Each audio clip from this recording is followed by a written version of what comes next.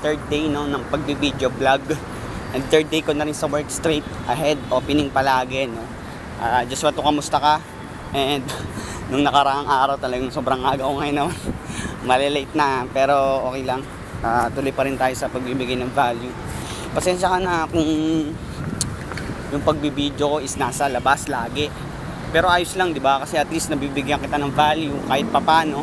And natutulungan kita sa business mo. Hopefully, natutulungan kita, nagkakaroon ka ng konting idea. At yung pag-uusapan natin ngayon sa video ko na to is yung tamang approach, no?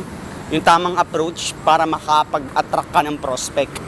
Di ba? Nasabi mo na sa sarili mo na parang ang hirap ang hirap maghabol ng prospect eh. Nakakapagod. Tsaka nakaka-stress, nakaka-frustrate. Di ba? Para tingin mo sa isang relationship ng mag-girlfriend tsaka boyfriend mo.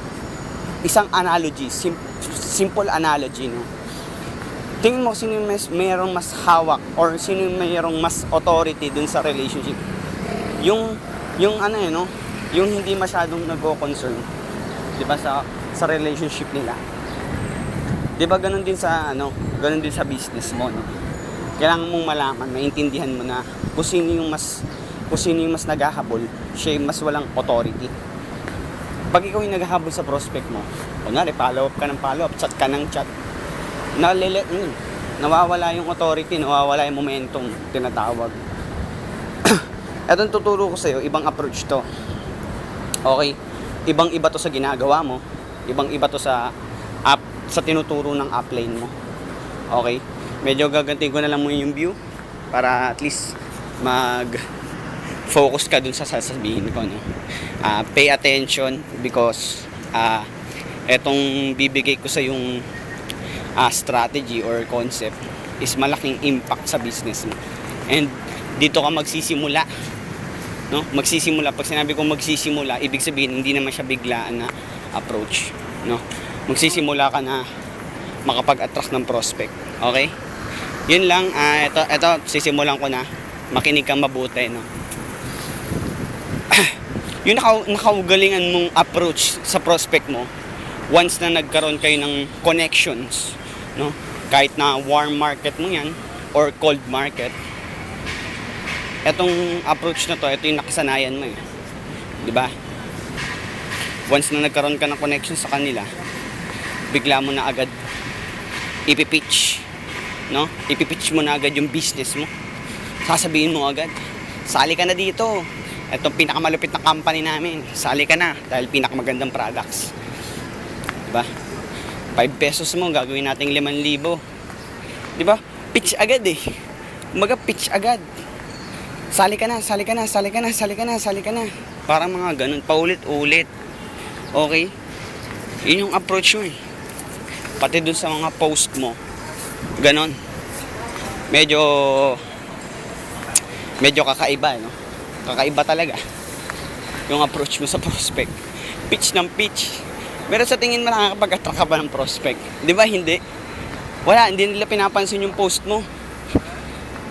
Ganon din sa mo. Tapos kapag nakapagkaroon ka ng engagement, may nag-comment sa post mo, habol ka na ng habol. Di mo natatantanan ng chat, ng follow-up, which is nakakairita. Okay? Sorry to say, nakakairita yung mga ganun, di ba? Kahit ako yung mismong prospect mo, talagang hindi kita papansinin. Dahil wala ka ng ibang alam. Wala ka ng ibang alam kundi pasalihin, no? Desperado ka magpasali. Ito yung tamang approach, okay? Bibigyan kita ng, kumbaga, kung yun yung ginagawa mong strategy at effective, I'm not against that. Kung effective, sige, tuloy mo. Pero ito, dagdag mo sa isang approach mo sa prospect mo, no? Bakit hindi ka muna mga musta? Okay? Kamustahin mo muna yung prospect mo. Or simple leave a chat, no? Kung inad ka niya, magsimpleng pasalamat ka lang sa prospect mo. 'Di ba? Way of connection muna, building rapport, building relationship, maging pasensya. Okay? After mo makapag-build, hindi ka muna nag-pitch, 'di ba? 'Yun yung tama. Huwag ka muna magpi-pitch. Okay? Huwag ka muna magbibigay ng pitch ng sales. Huwag mo na siya bebentahan. tamang gawin mo is magbigay ka muna sa kanya. Parang nililigawan yung prospect, nakukuha mo yung concept. Magbigay ka ng value, something value. Hindi naman ibig sabihin magbigay ka ng pera or magbigay ka ng kahit anong ikasasama ng loob mo. No? Magbigay ka yung matutuwa ka rin or magiging mag-e-enjoy ka din dun sa ginagawa mo. Parang magbigay ka ng value. Magbigay ka ng information dun sa prospect mo na makakatulong sa kanya. Kunwari, example, no, analogy lang. Nagbibigay ka ng pampaputi. Pampaputing products yung binibenta mo. Okay? Pwede ka magbigay ng benefits or ng strategy or ng methods na pwedeng natural way of whitening or ano yung mga dapat nilang gawin para pumutoy sila. Mga tipong ganun lang. Parang, tapos yung products mo yung magbibigay ultimate solution do sa kanilang problema. No? Bigyan nyo muna siya ng benefits. Matutuwa sa kanila, matutuwa yun. Okay?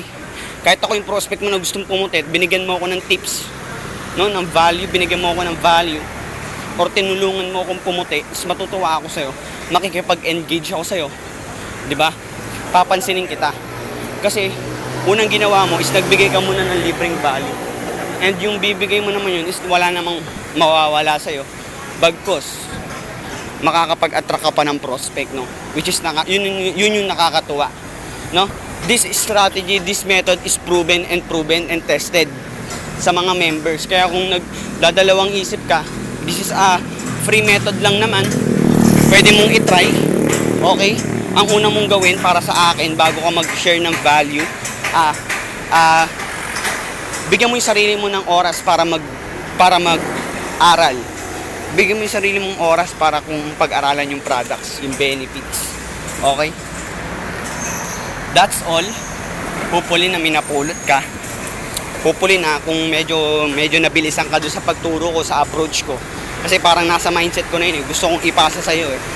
Hopefully kung medyo nabilisan ka, pwede mong balikan yung video. Okay? Pwede mong balikan yung video, paulit-ulitin mo para nang sa gayon pumasok sa mind mo and ma-i-apply mo yung tinuro ko sa'yo. Okay? That approach is very, very powerful. Okay? Dahil yun din yung ginagamit ko ngayon, ganong approach, at nakakapag-attract ako, kusa, no? Hindi ko pa nga kilala eh. Gusto nang sumali sa business. Tinatanong na paano sumali sa business ko. Ganon. Yung tipong ganon na ano. Kasi nakapag-build na ako sa kanila ng relationship out of nowhere.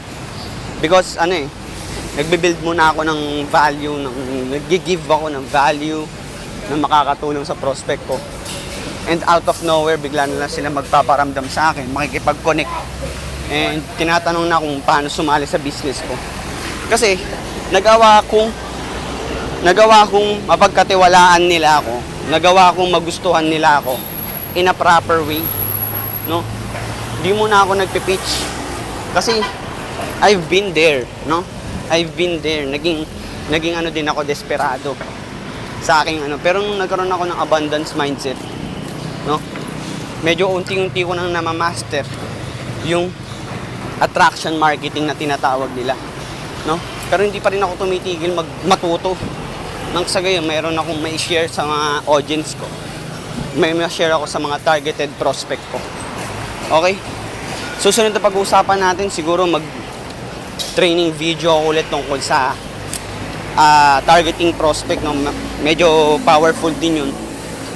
Yun lang. Tapos na ako. Hopefully na enjoy ka. Kung gusto mo pang mas matuto about online marketing, about attraction marketing, click mo yung link sa baba, and meron akong ibibigay din sa yung training video na makakatulong sa'yo. Yun lang. Hopefully na natulungan kita kahit paano. Again, if you want, this is Jed Nico saying that if you have positive input, we'll have positive outcome. Be positive, my friend. Till next time.